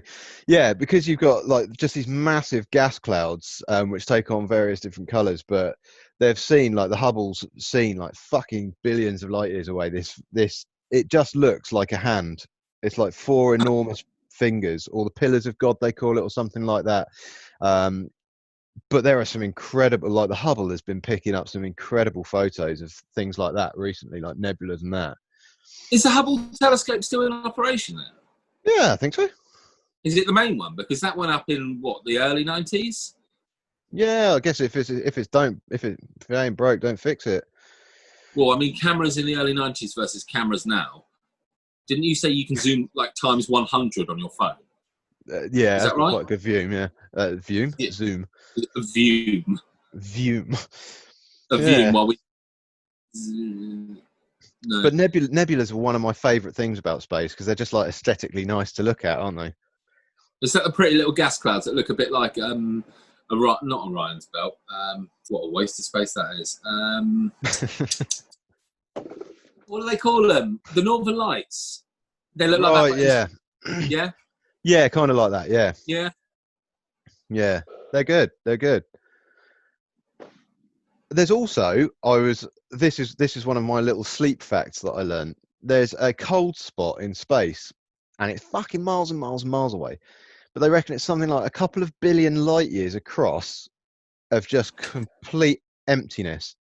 No planets, no asteroids, no dust, nothing. This is where it all gets too big for me. When you start leaving a universe into a different universe. But yeah, I've heard about that before, but not in this. I've never heard of it called a cold spot. Yeah, and possibly a tenuous link, but black holes. Ooh. It would seem rotten to talk about space and not address black holes. Blimey, that's cheeky looking. I know very little about black holes. I know a little about black holes, and I had an interesting thought on black holes, as in going into them. Yeah. Being what? Well, time is different once you're through. What do they call it? The event horizon, is it? The event horizon of a black hole? Possibly. That sounds familiar. So the time moving on the inside, or when you cross the threshold of a black hole, moves very differently from the time moving on the outside. So if you were to pass through it foot first, like you were jumping into a puddle, yeah, it could be years and years for your legs before your body got through, which means that you could end up with massive, great old man bollocks by the time your rest of your body got through. Everyone's looking at you, Zach. So if you're going to go through a black hole, go through bodyways. So at least you're all sort of going through at the same time. Well, you see, this is one of the things that it's caused me a great deal of headaches in the past thinking about black holes, because a black hole is something of such mass that the gravitational pull on it literally pulls everything, including light. It is that powerful a pull. So if light's going in there, the speed of light is pretty much accepted to be what's pivotal in time travel, isn't it? If you travel faster than light, in theory, you're traveling in time because you're getting there before you can see yourself. That's what Red Dwarf says, so it's fact. Well, I didn't even know Red Dwarf said it. We touched on that at work in the past as well. Yeah, and this is the thing, because if you're heading towards, if you go by the interstellar theory, that time gets slower the closer you get to the black hole. Yeah. In theory, you will never be able to make it through the black hole, because the closer you get to it, the slower time goes, and eventually time will stop or time will reverse, one of the two, surely. Yeah. Anyone got any clarity on that? Am I talking bollocks or what? No, I think I've heard that before. I think the problem is you can't prove any of it, can you? Mm. Well, I mean, I'd quite happily try and prove it. Send me to a black hole, I'd do it. Even though your bollocks might age and fall off and die before your body made it all the way through. Yeah, I'd just make sure I've sort of made use of them before I went. Well, probably start soon then, don't you? Oh God, it'd literally be like it'd be like being inside a snow globe. There'd be loads of little white blobs just floating around everywhere. Well, the time aspect of it, from what I've gauged listening to space-related podcasts over the last couple of weeks, days, whatever, is that, you know how in Star Wars when they go to light speed, or when they do whatever they call it, and the lights all stretch out and they get spaghettified. Yeah. I think that's the common phrase that they use. It's the official term, spaghettification. Is that really it? Yeah, the process of going through a black hole spaghettifies things, yeah. I don't think anything would ever make it out. Literally ever make it out. Mm. I think you'd get spaghettified. If there was like a clear define, if there's like an in and an out, what I was saying about, like, if you went through feet first, that for you on the outside you could be moving at, I don't know, we'll just say 50 miles an hour. I mean, it's probably thousands of miles an hour, but yeah, but for the sake of keeping it simple. And the second your legs hit the inside of it, they start moving at nothing, then surely there'd be a crumple. Or they'd just be whisked off to like the left or the right or whatever, with whatever gravity's happening. So you would literally be turned into spaghetti. I can imagine either way, it's not going to be a pleasant experience. It's not going to be the sort of experience you want to do again, I would imagine. But you know, you got something that can draw in light. It's so powerful that it can manipulate light. I'm not going to fare very well. You know, I wobble a bit, just sort of like if I fall over. Yeah. Well, didn't Hawkins say that there's actually a glow around the outside of it, around the outside of black holes, because of its gravitational force is so strong that it bends the light that's all around it to sort of encircle it. Which is so cool. It's cool. Very. The only two things I know about black holes, pick me up if I'm wrong about this, is that one is they come from a collapsed star. So you've got, like, when a star reaches the end of its life, once it's burned through all the elements, eventually it runs out of fuel and it either collapses, and that becomes a black hole. If the gravitational forces are so big, it becomes a black hole. And then if the gravitational forces and gases are higher, if there's more gases, then it explodes, and that's how you get a neutron star. Yeah. So you get one or the other, but I don't really know what a neutron star is in relation to a normal star. All I know is that it's formed from a black hole imploding, not exploding. Although, just on that topic, have you heard about this? They've discovered a star just recently which had it's undergone a semi-supernova, and now it's basically part of it exploded, but it didn't make a full explosion. So now you've got like sort of like half a tennis ball just whizzing around fucking wildly, being shot all over the place like a balloon, sort of going out of running out of breath. So that's fun, isn't it? That's mental. Absolutely, that's absolutely mental. How did they even find that out?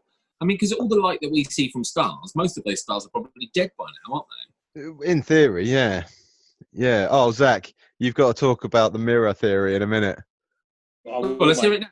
Oh, yeah. Yeah. Hit us with the mirror theory. Do you remember it, yeah? I can't remember the exact. I think was it 25,000 light years away? Yeah, say something like that. Or just me and Andy, just say 1,000 light years away. Okay, so me and Andy were at work. Let's say that.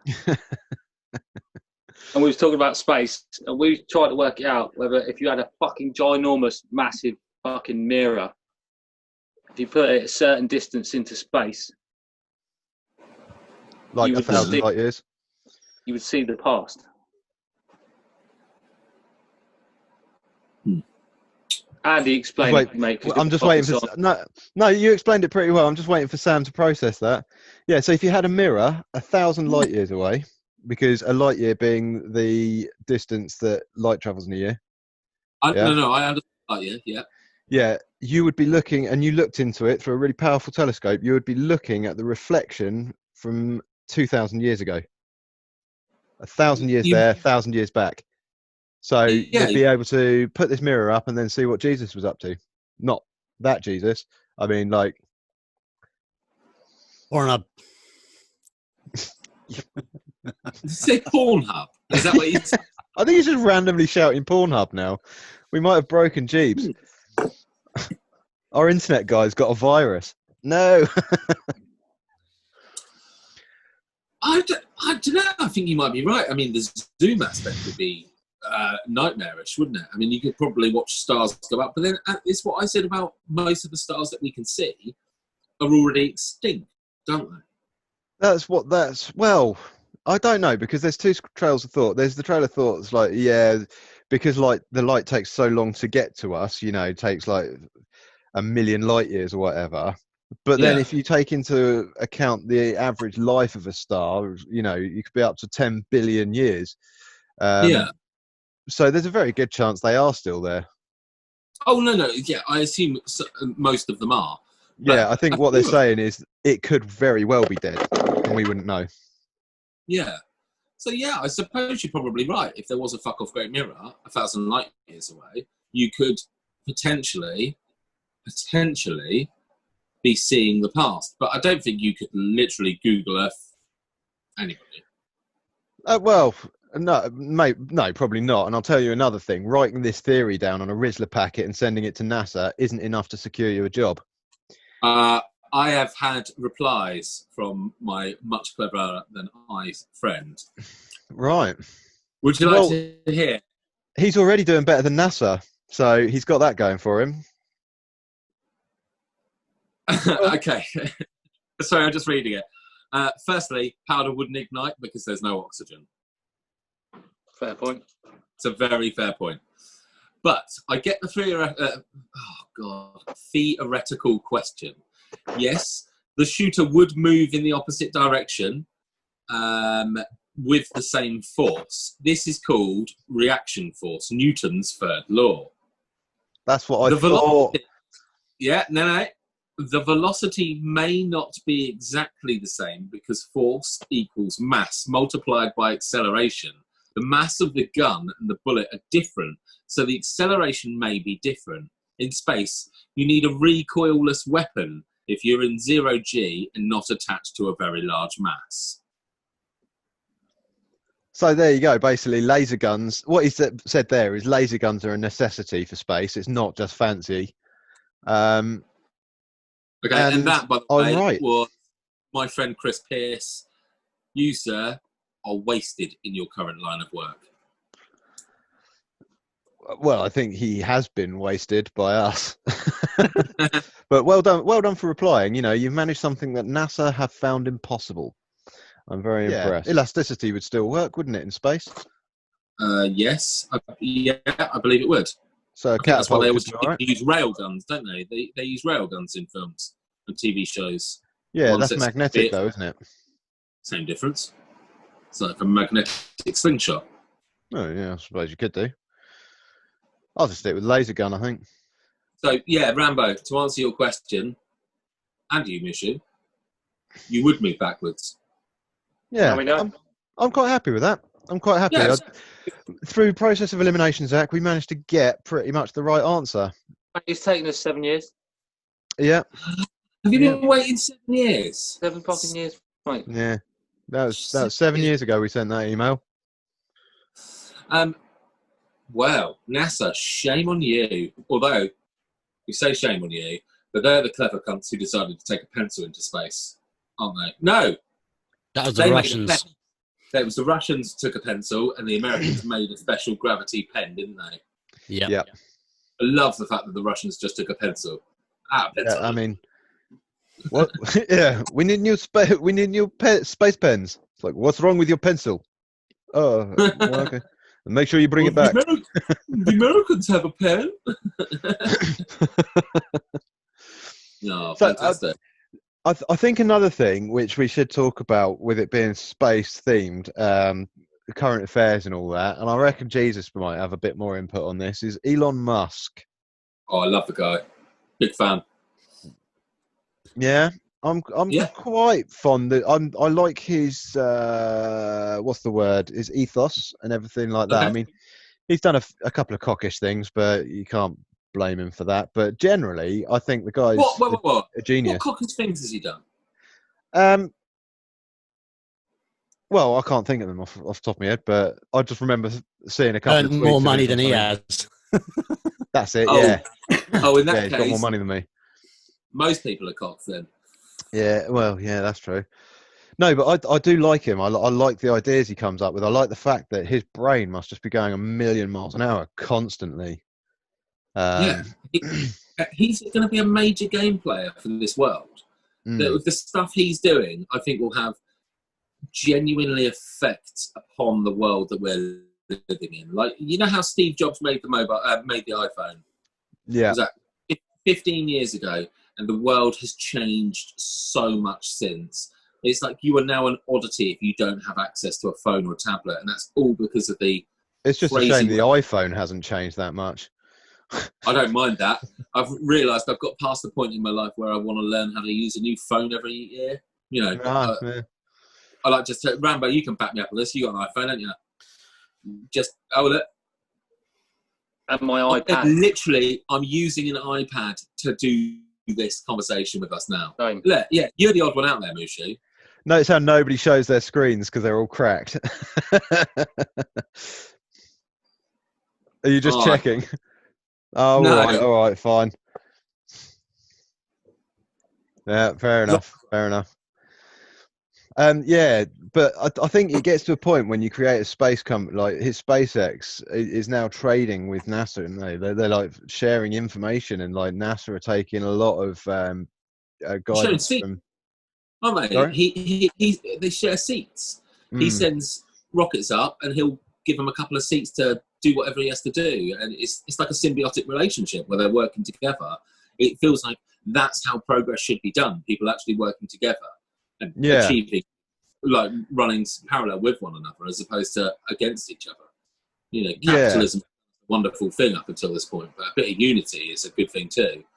I think I've assumed Jesus would be interested because, like, you kind of got NASA who are like NASCAR of space exploration, but then you've got Elon Musk who's turned up and he's like the Formula One, isn't he? Do you know what I mean? That's probably why I thought you'd be into him, because everything about it is so slick. Did you see the recent SpaceX launches? Like their control pads, their cockpit. It's just like nothing in it, just a tiny little screen like that. It's just so sexy.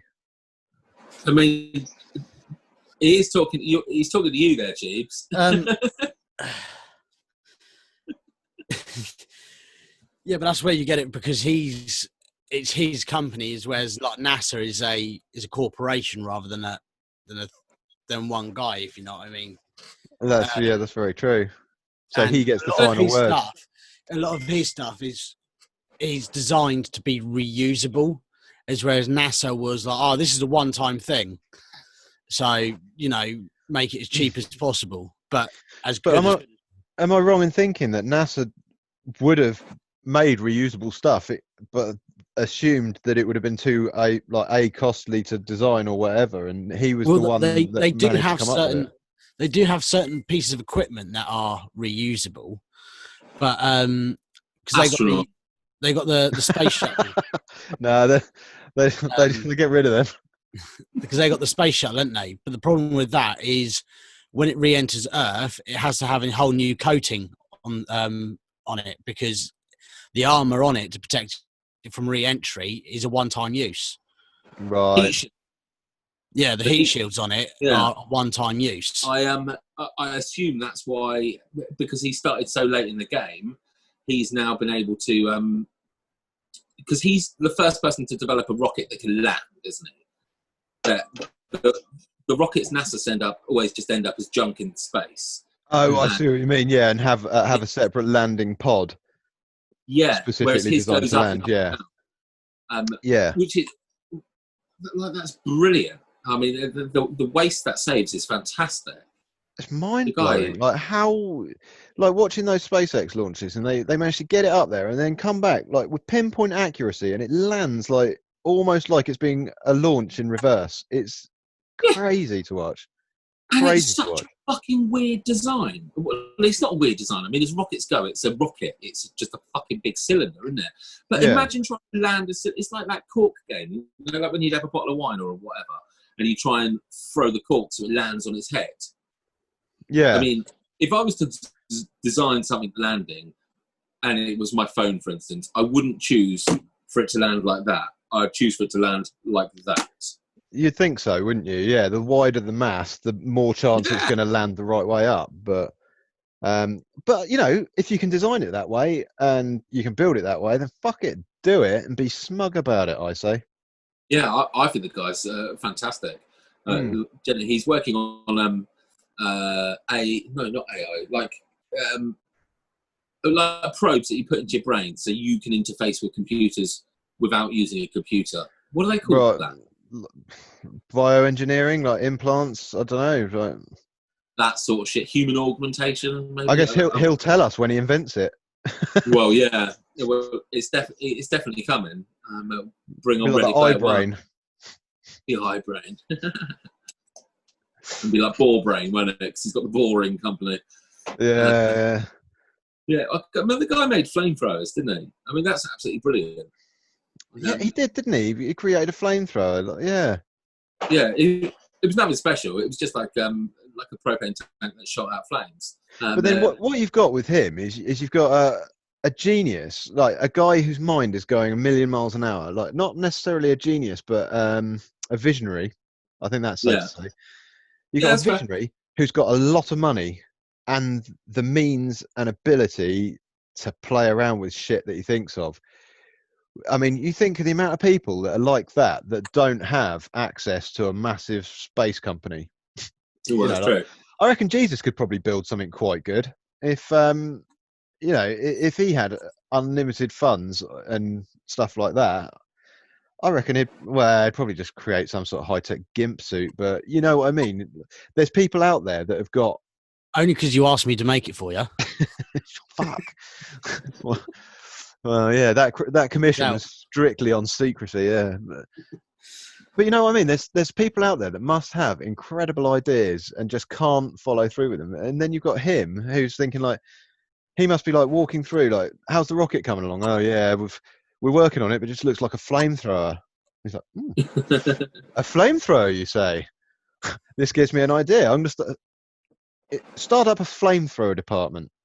Well, I actually heard him talk about the flamethrower and the reason why he did the flamethrowers, and because his boring company website, he occasionally comes out with little bits and bobs, and he'll make X number of units for him.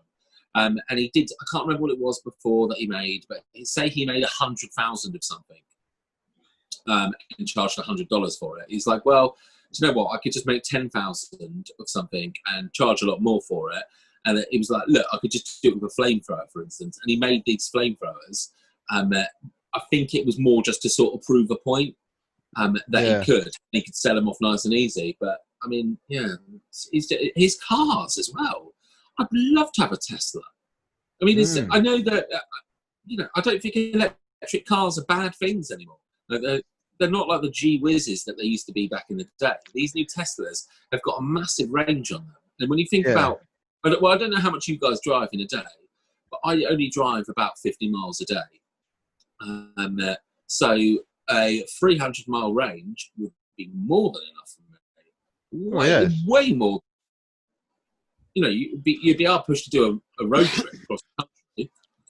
Believe it so. What a challenge. Talking about his cars, though, I did like the backfire that happened with his Cybertruck. Yeah, that was brilliant. When he hit the window and he's like, these windows are like bulletproof. Smash. Yeah. Did you see it, Mushu?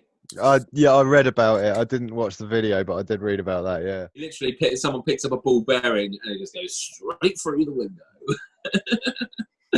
I quite like the look of the truck, though. I mean, the truck was very futuristic. I'm a big fan of pickup trucks. But I think that truck looks pretty fucking cool. Looks like something from the future. And I really like the old style trucks. Like the big old Fords. They're a thing of beauty. But I mean, progression is happening. Things are changing, and I'll take an electric truck. This is why Zach's not keen on the space theme. They don't make space like they used to. Back in my day, space was proper. It was fucking miles the way up there. It wasn't all up in your face. Hitler was up there before anyone else, mate. Well, we didn't cover this in last week's conspiracies ones, but it has to be said, there's a theory that Hitler's still on the moon. Isn't that a film? Yeah. Iron Sky or something like that. Iron Sky! Yeah. Iron Sky 2, I think, is the one with Hitler on the moon. Iron Sky 3, he rides a Tyrannosaurus Rex in the centre of the Earth. There's a third one. I didn't realise. I didn't even know there was a second one. I watched the first one. Oh, I thought the first one was brilliant when they turned that black guy white. Yeah. And they got... Yeah, that really fucking made me laugh. I wasn't on about that anyway. I was on about that they reckon that the Nazis got to the moon or into space before anyone else. Well, fair enough. Well, you never know, do you? I mean, they probably did. They were testing with rockets, weren't they? I mean, yeah, the V1, the V2s, they're fucking super rockets. V1s, V2s are still used now. Well, here's a question for everybody then. The Richard Branson's plane, I can't remember what it's called, the one that goes up into space, or was meant to go up into space. Yeah. Yeah. Would you go on it? Yeah. Yeah. No. Well, no. Well, I don't know actually, because I say I'd like to, but I'm terrified of flying. I mean, it's not. I am literally terrified of flying. I don't like normal planes, but I think if it was going to space, I could make an exception. Well, it only really just sort of goes into the outer atmosphere. It goes into the stratosphere, doesn't it? And then just lets the curvature of the Earth sort of do its travelling for it. Yeah. Yeah. I might do. I'd definitely be up for a sort of one of these one-way trips to Mars or something like that, as a colonist. Oh, like the movie Passengers. Also, one of my favourite space movies, actually. But if NASA, if you're watching and you need a colonist volunteer, you're desperately in need of a moderately out of shape guy to come and, I don't know, just generally be annoying. Here I am. Yeah, well, and if you've watched our previous podcast, Mushu, NASA, Mushu would be the ideal breeding candidate because you could just put him in a room full of people and he'd have them all. That's true. I would join the army, but you know what? The only position I'm allowed to go for, which I don't even go for, I'm not allowed to. Don't. What's the only position you'd go for? Rentbook. Don't do it. Pastor, an army pastor. Pastor. I'd love to. I'd really want to, and I applied for it, but they won't let me because I'm an atheist, which I think's bullshit. That's discrimination. Kind of is a little bit, but I mean, if you don't believe... because if you're fucking religious and you've been shot or fucking blown to shit, you don't want some bull cunt that don't even believe in God trying to spout some shit to you. Do you? Well, when you put it like that, you make it sound sensible, but. Right. Anyway, we've diverted. You literally might. It's like you going in as a PTI, isn't it, mate? Well, clearly, I'm not going to do that. Physical training instructor. Oh yeah. That's what I signed up for, but they said I can't do it because I'm too fat and lazy. They probably wouldn't let you in because they'd have to dig all the trenches an extra foot deeper. I would hate to be in a fucking foxhole with you cunt. Well, me or him? That's really aggressive. You, mate. Why? You'd have to have an ammo crate so you could just stand on that to peer out. No, who's digging the fucking cell scrape at night time? It has to be a certain length for your body. You'd be next to it, you'd be dead after the night. Yeah, but it'd be so warm. I'd be the first one shot. And yes, you'd be warm. I'd be a fantastic spoonie. And if he gets shot in the foxhole, you don't have to leave the foxhole for another few weeks, mate, because you got so much meat on there. Stop talking about eating me. If you get cold, you can wouldn't have to fill any sandbags either. I'll just lift it onto the front of it. In fact, I reckon by this point, Kevin Costner should probably be watching. So, Kev, would you eat Sam? Let us know in the comments. Cheers. Got. Outrageous. Why would you want to eat me, Kevin? I've been a big fan for a long time. Dances with Wolves. Brilliant movie. Absolutely stunning. What world? Legendary. The Postman. I became a postman. Has he done any space films? I don't know. Apart from the one you mentioned earlier, obviously. Yeah, that one. Was that a space film? I can't remember that earlier. Such a long time ago. What film was it? Oh, I can't remember. We'll watch it back. Well, yeah. I've had a couple of whiskeys. Got anything they want to add on the space theme? Yes, they're sending 3 missions to Mars in the next month, as it's the closest period of time that Earth is to Mars. Is from Mars. Are they saying that it's not manned though, is it? It's just UAVs again, not UAVs, like fucking radio-controlled cars. Yeah. Going back to Musk, he said he wants to die on Mars, doesn't he? He doesn't want to die on this planet. He wants to die over there. I can understand that. That sounds pretty good. I mean, does it? Yeah. Getting to die on a different planet, I'd be all up for that. On you fucking Jack Jones with nothing. Yeah, I'd be happy. Well, you're fucking dying, mate. Like, what's the point? It's, surrounding yourself with loads of people to watch you die. That would just be more awkward. Come on, everyone, here I go. If you're on death row, you get fucking whatever meal you want. And that you go to Mars, you can't even have a fucking meal, mate. Actually, I googled. Probably what you're dying of. I googled that a little while ago. Apparently, you're allowed up to about $34 for your last prison. Oh, pending on the prison, is it? Yeah. That's quite a good last meal. I mean, $34. Not too bad, yeah. You get a lot of KFC for that. I think there was a bloke that got a McDonald's and got like 14 burgers, 8 large fries, 8 drinks and stuff like that. And got it all delivered to his cell. See, I'm a little bit more switched on than all of them. I'd be like, oh, you know what my favourite is, which I haven't had since I was such a young boy?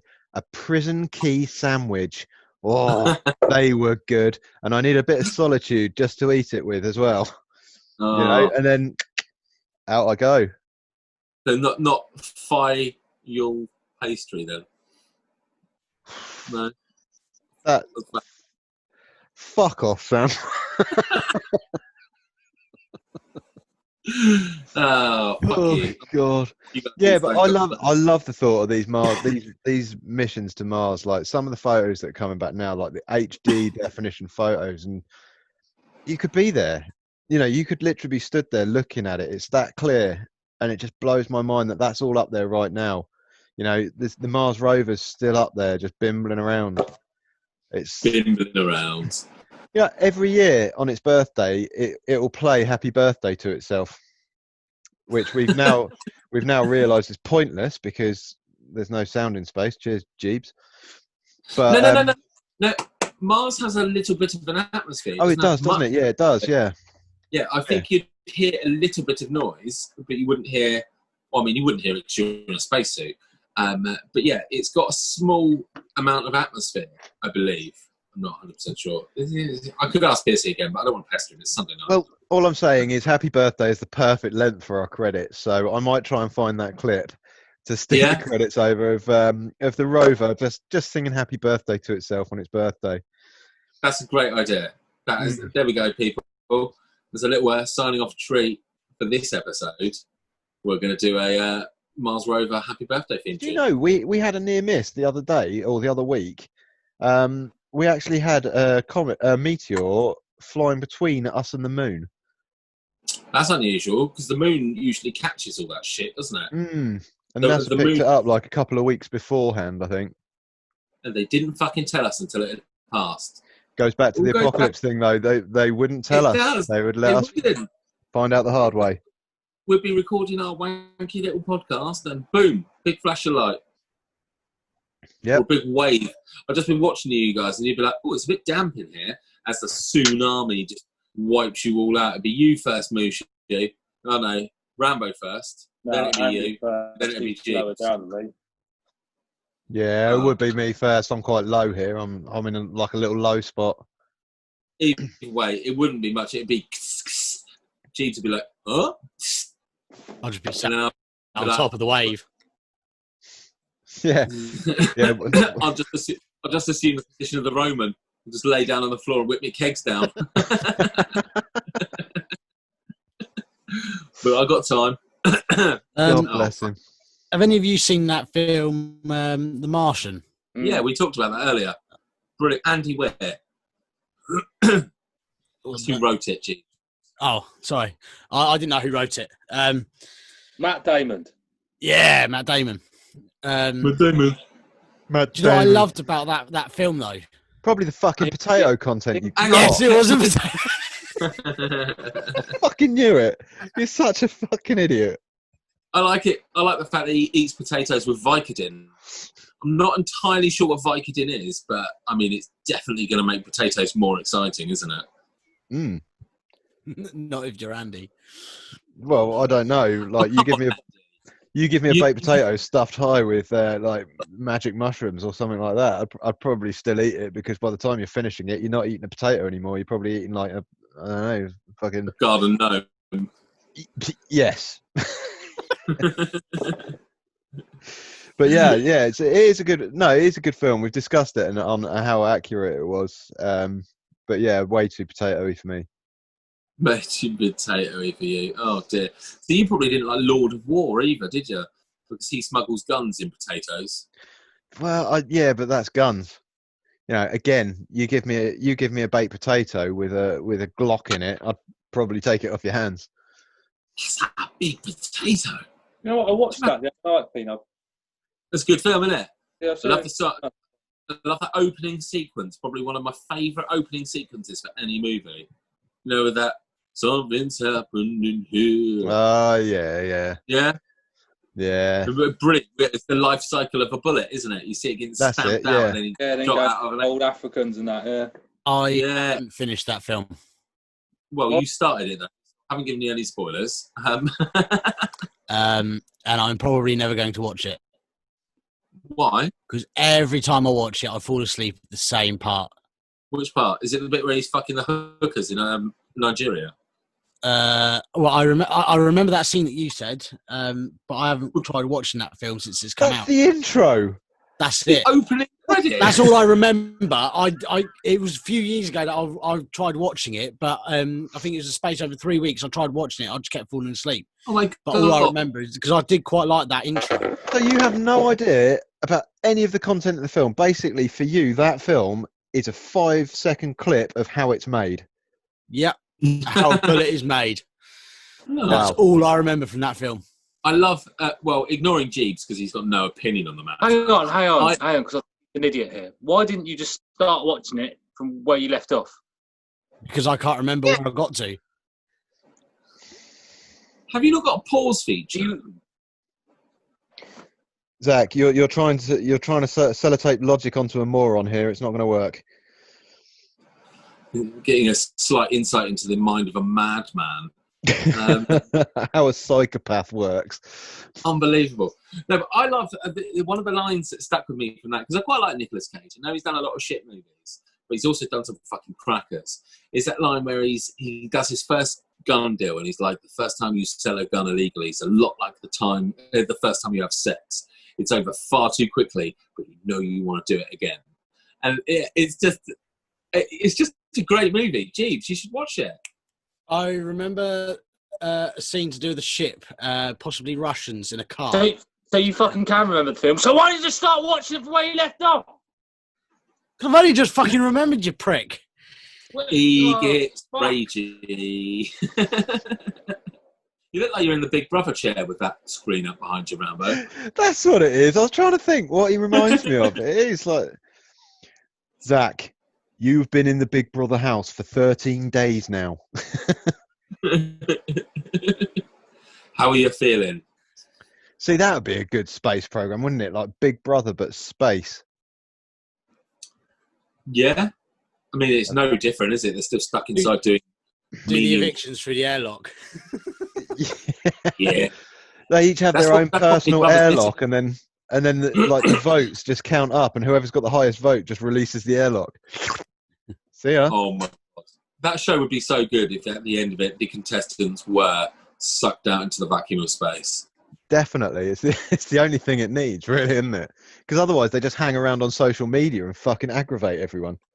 Oh, yeah. I used to love it as well. When it was like a social experiment, it was brilliant. And then it just became like social influencers. I'm like, I don't like watching you cunts on Instagram. I don't want to see you on fucking telly as well. Come on, off your trot. There's nobody real on it anymore. No. All just trying to get like film careers, or when you see what past contestants look like, oh man, they are something special. Yeah. I was waiting for. Good. All right. Anyway, back on subject. Has anyone got anything else space related that they'd like to bring up? Not really. I mean, I could talk about some sci-fi TV programs. I mean, the Voyager 1 and 2 are the furthest away man-made objects in space. Sorry, what 1 and 2? Voyager. Oh, okay, yeah, because hasn't one of them just passed beyond our solar system or something like that? Isn't one of them out of our solar system now? Do you think that's a good idea? Sending maps to our planet and pictures of naked men and women, especially with someone with such a small hog as well. I mean, they could have at least bumped that up a little bit. Well, no, hang on, that can't be right. That can't be right because the Russian cosmonaut programs, they used to send cosmonauts out, or allegedly sent cosmonauts out on one-way journeys just to see how far their radio capabilities were. And these cosmonauts would go out knowing that they were just drifting. Really? Yeah. That sucks. So, in theory, they must be the furthest man-made items out. Maybe it's... Unless they're... Well, no, it must be. Well, but I guess if that's Voyager 1, allegedly.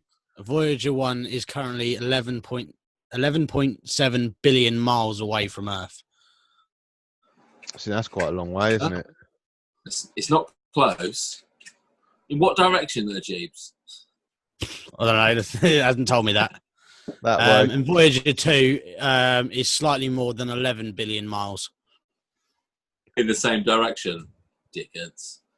It is crazy, though, isn't it? Thinking that 11 billion miles away right now, there's a little robot up there. Absolutely bonkers. Yeah, with our postcode on it. Earth. Yeah, and probably was it actually one of these like time capsules for Earth? You know, like how the Blue Peter time capsule, and they send them out to space every now and then, don't they? Yeah, it's got a copy of Beano 1976, a gollywog, and what else? What else is not? Jim will fix it badge, Gary Glitter record. Yeah. Yeah. Oh, no, because I'm sure I saw it.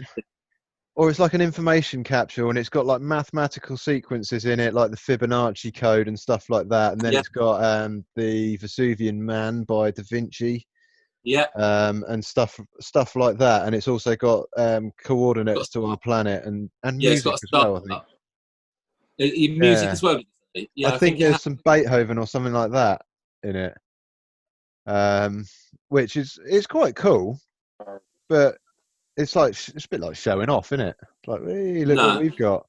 When it turns up and it's like, they're like, oh man, classical. We're so far past that. Where's the? Yeah. Play that same song. Mate, when aliens come and visit, if the Cantina band doesn't exist, I am out. I quit life. That's it. Amazing. Well, I suppose it's better than in what was it, Steven Spielberg's Close Encounters. Oh yeah. What a shit opening theme. Yeah, is it like 4 notes? Whoever wrote that should be shot. Yeah, but no, the Cantina band is amazing. No, that's a Blue Harvest quote there for you. If you haven't seen Blue Harvest, check that out as well. It's Family Guy. Oh, okay. It's Family Guy Star Wars, and they're all sitting in the cantina, and they finish the song. It's like, okay, guys, we do take requests. Anyone got any requests? Play the same song. Okay, and then they just launch into it. Yeah, it's great. I've never heard anyone ever play that. In all the bands I've ever seen, I've never heard anyone bust that out. Why not? It's such a tune. Yes, life goals, that is. Just as a visual aid, Earth is 48 million, just over 48.5 million miles away from Earth, so it hasn't even gone past Mars yet. If that is correct, they haven't gone past Mars, which that can't be correct. Well, none of that sentence made sense to me. Earth is just over 48 million miles away from Earth. No, Earth is 48.5 million miles away from Mars. Yeah. So technically, Voyager hasn't even gone past. No, you said billion. You said 10 billion miles away. Oh, 10 billion. Oh, okay. Yeah, you were definitely saying billion. I closed the tab down, so. Yeah, because I'm sure they crashed something into like Jupiter not too long ago just to see what would happen, and unsurprisingly, it got crushed. Jupiter, gas giant, isn't it? Yeah, I think so. Okay. So the distance between Earth and Andes Uranus is vast. 1.692 billion. Yeah. That's Cox a billion Andy's ass. Incidentally, fact about Jupiter, you could fit all of the other planets in the solar system inside Jupiter. Oh. That's how big it is. That, you know the rings around Saturn? Yeah. Do you know they're eventually going to disappear? Really? Yeah, and all the other planets have rings, but because those are so prominent, you don't even notice them. But yeah, they'll eventually all disappear because they're just ice and rubble and debris, and eventually it'll all just get sucked inside its mass. Well, they sing, don't they? They actually emit a noise, the rings of Saturn. You see, that's another weird one with regards to sound and space, isn't it? I assume they sing in a frequency like radio wave or something like that. Quite possibly. I mean, I've heard them. I've heard the recordings of them, and they're quite eerie. It sounds like whale songs. Does it sound like the first ever recording of someone singing? Do you guys hear that? Well, it came out a couple of years ago. It's awful. Really? Yeah, oh, it's so bad. Yeah, I'm not putting that in here. Yeah, absolutely awful. I don't really have a lot else to say about space. Just looking through the shit I've got down here. The sun. Do you know the sun burns through its elements in order? So it starts with like helium, and it burns the helium, and that becomes hydrogen, and then it goes after hydrogen to the next heaviest one, and so forth and so on. No, I did not know that. No, it does. It goes through them based on weight and the phase in which it is. We're in phase 4 at the moment, so I don't know what it's currently fucking burning. But yeah, each phase it's a different element that it's burning. Oh, how cool! And the moon isn't made from cheese. What? No, it's not, unfortunately. But it does taste out of this world. Fucking. Yes, 1 point to me. You see, I can't rage quit because if I rage quit, I end up ending the meeting. Yeah, but you don't get a point for you rage quitting. We only get a point for that's true. Well, shall we wrap it up then? Shall we wrap up our little chat about space? Yeah, I think so. I don't have anything else to say. No. Oh, there we go. We'll see a bit of Jeeb's tits. Oh, did I miss it? You did, mate. You down. did. The glory of this is it's all being recorded, so you can watch it again at your leisure. Yeah, that I will. I definitely will. Repeatedly. Normally, I give him a little cheer. Well, yeah. While we're on that subject, Mr. Andy, who's over there to me, that video that we did the other day, would that be able to get on to the end of one of these podcasts? Yeah, I think we'll chuck it in with the next one, mate. I'll forward it to Sam and he can edit it in. Yeah. What was the video again? Sorry. Of Zach doing the gopping shit. You know, I told you about earlier that weird translucent stuff on the picnic table. Yes. Did you give him £1 for it though? You did, yeah. With the added danger of COVID-19 on it as well. Yeah. Wonderful. That's it. Well, anyway, on that note, thank you very much for tuning in. Oh, God, I wish I could Neptune you out. One day, mate, one day. You know, they'll get rid of me sooner or later. Commemorate Sam's birthday and Curiosity's birthday on Mars, we decided to play a little song. If there's anyone listening on Mars, on this special occasion, you will hear this.